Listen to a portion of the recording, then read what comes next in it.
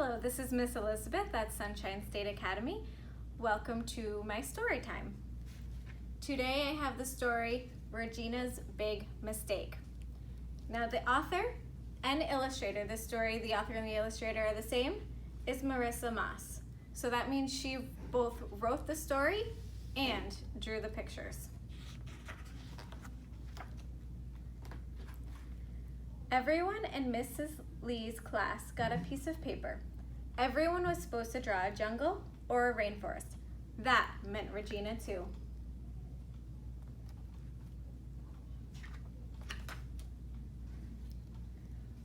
Regina stared at the big blank piece of paper in front of her. Her fingers froze on her crayon. Where should she begin? So if you look at her picture, her paper is white. It's still blank. She hasn't drawn anything. Stuart had already drawn 2 trees thick with leaves. Natalie was concentrating on a fierce lion. All around Regina, jungles sprouted up, but her paper stayed blank. What are you making? Joked Joshua. An invisible jungle? Ha! So if you look at down here, there's 3 pictures. 2 of them, the children are drawing their jungles, and Regina's is in the middle, and she still doesn't have any pictures. And now her classmates are noticing, and one of them, Joshua, is making fun of her because she hasn't started, and I bet that doesn't make her feel very good. Regina blushed. She hunched over her paper and lightly touched it with the tip of her crayon. She started to draw a jungle flower. She drew 1 petal, then another. But the second petal was bigger than the first one. So here she's starting.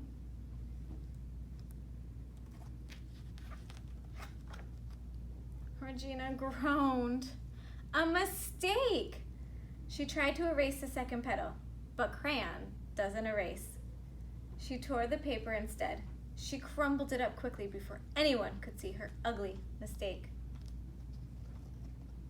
So here it looks like she might be feeling a little frustrated or upset that her picture isn't perfect. What happened to your drawing? Asked Mrs. Lee. I made a mistake, Regina mumbled. We'll try to draw something around it next time, said Mrs. Lee. You're wasting paper.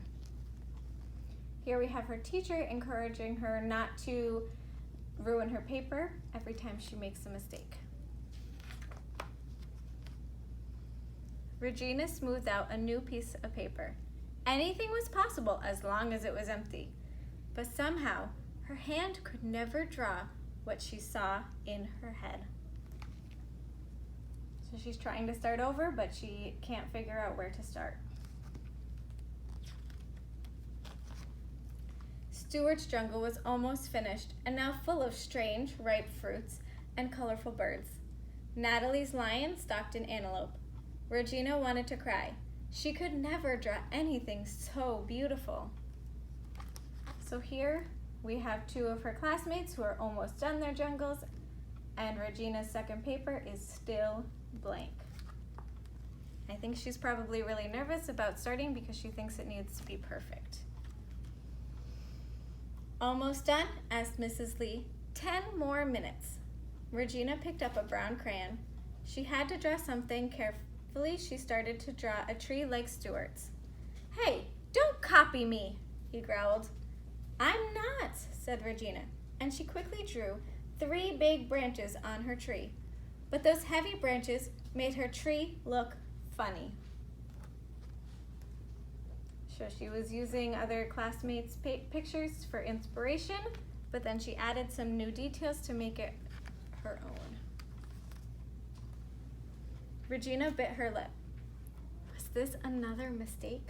Could she draw around it like Mrs. Lee said? She looked again at the jungles growing around her. It's not a mistake. I can fix it, muttered Regina. She started to draw a lion under her tree.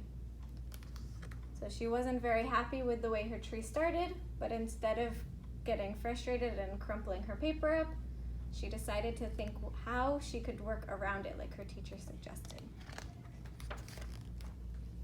Copycat, said Natalie with a sneer. I am not, Regina gulped. My lion is different from yours. And she quickly drew a tongue hanging out of the lion's mouth. So she's starting to make progress. Her classmates don't like that they think she's copying, but she is making it her own. My lion's thirsty, said Regina. He needs water. So she drew a lake, then a frog, some fish, and a duck to go in the lake, and some flowers alongside of it. The jungle grew and grew until it filled the paper.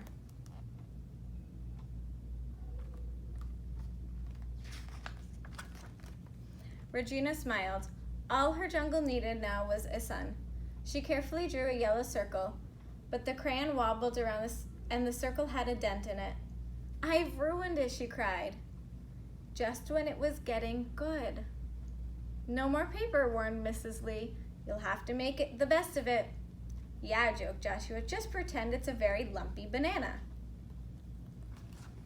So she was really starting to like her picture, and then she thinks she made a mistake.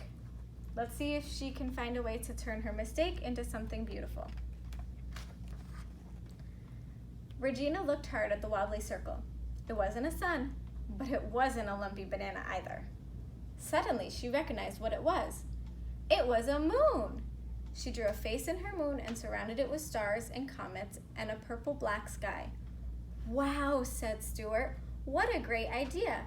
A jungle at night. I wish I thought of that, said Natalie. So she stayed persistent.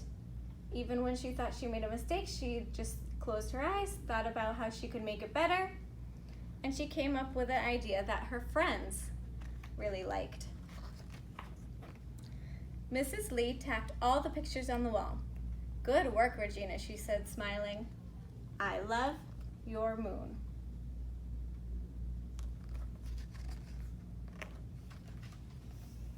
The jungles glowed with their bright colors. Each one was different. Each one was beautiful. Even with all her mistakes, Regina thought hers was perfect. So I really like this story because it's great to help children with their confidence. So if you have a child that might be struggling with making mistakes in their artwork or things being perfect, this is a great read to remind them that you can take a mistake and turn it into something beautiful or something really productive. So I hope you enjoyed this story and have a great day.